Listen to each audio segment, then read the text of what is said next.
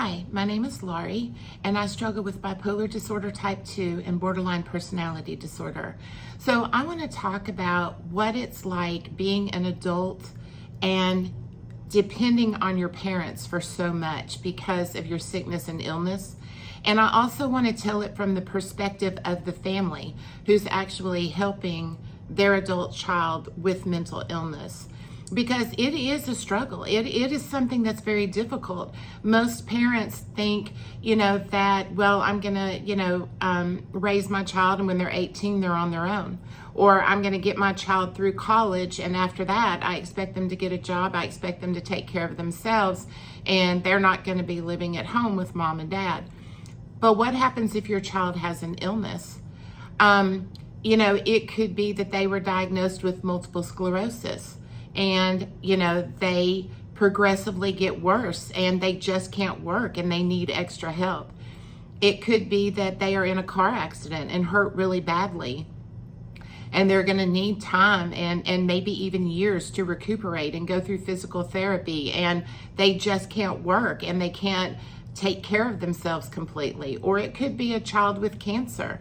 And you have to ask yourself, would you take them back into your home and would you take care of them? Because mental illness is just that. It's an illness. It's not something that we can help.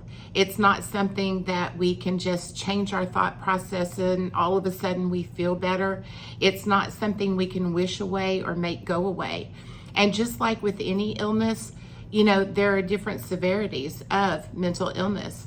Some people feel bad and they're able to get on medications and they're able to have a time of remission, a time of stability where they can move on with life. There are others that progressively get worse, or there are others that are really bad and the medicine's not helping and they just can't ever really get it together again. So what was it like for me and my family? When I was at my absolute worst, and it was the second time I had lost everything, and I was so paranoid, I moved back in with my parents. And I tried to work, and I couldn't. I had 2 or 3 jobs, and I'd have them for a week or 2, and I couldn't work. Now, that was very weird for me, because my previous job I had had for 8 years. So, I'm not somebody who would normally jump around from job to job, but I just couldn't hold them. I just couldn't do them. So I remember that time when I moved back in with my parents. I remember my parents were not happy about it. They were not happy about it. They knew that I was depressed. They knew that I was overly emotional. They knew that I was sick and I needed help, but I had been going for help. I had been going to therapy, going to psychiatrists, getting medications. So they didn't know why I wasn't getting better or what was going on. Was it my fault? Was it something I wasn't doing? They just didn't know and they didn't understand.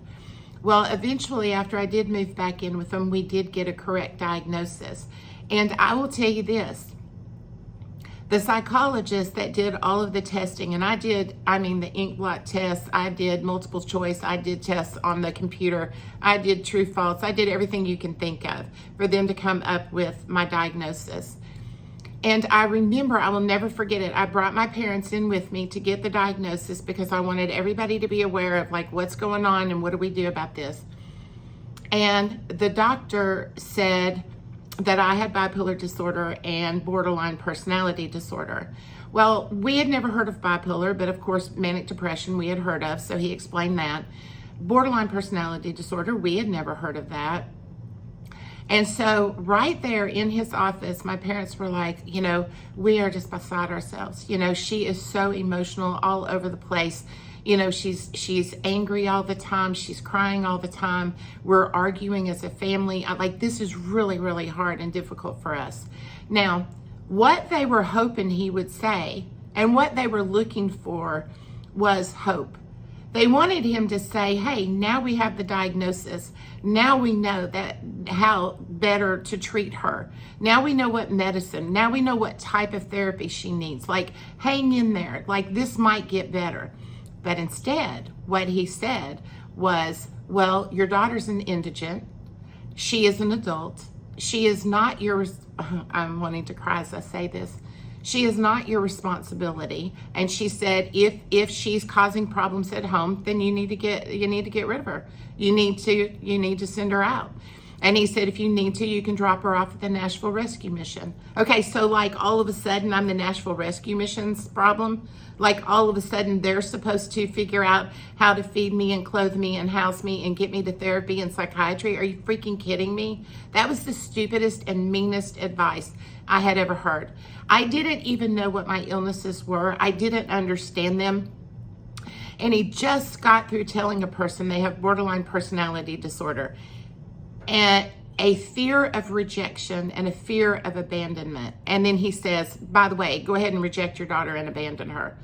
So it was devastating for me. And I was crying hysterically. And my parents were in the car saying, we're not going to throw you out. We are not going to let you go homeless. We are going to get through this and we are going to take care of you and we're going to be okay.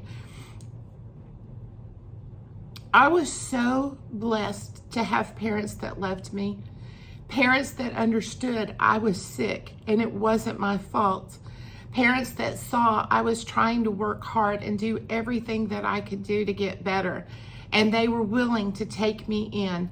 And it was hard on them. It put a strain on our family. It put a strain on finances. My parents were not wealthy, and it put a strain on their finances because I didn't have insurance. And they were having to pay for psychiatrists and therapists and medications. But they saw how hard I was trying and they stood by me. And when my dad died, my mom and I, we argued all the time. We couldn't seem to get along for anything. But she never asked me to leave. And she never gave up on me because she herself had struggled with depression all her life. So she understood a little bit more about what I was going through. And now she's 89 years old and she can't live alone and take care of herself. And so in a way, it's come full circle because they were there for me when things were dark and I couldn't take care of myself. And now I'm there for her to take care of her when she can't fend for herself.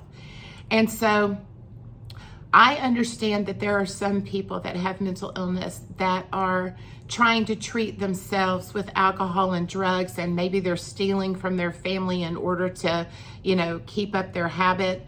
I understand that there are people with mental illness that are actually dangerous and could be a danger to their family. So those situations are definitely something that you need to talk to an expert about. Talk to a therapist, a psychologist, somebody in, Celebrate Recovery or AA. Those are completely different situations. I'm talking about someone with mental illness who has completely broken down and can't fend for themselves, but want more than anything to get well and are willing to try anything that they need to do to get well. And listen, I'm still not well. I have learned to cope. I have learned to manage. I am so much better than I was before, but I'm still not well. And I still don't know what the future holds for me. But I am so grateful and so blessed to have had a family that loved me anyway, that took me in and cared for me anyway. And anyway, that's basically all I have to say. Thanks for watching. Bye.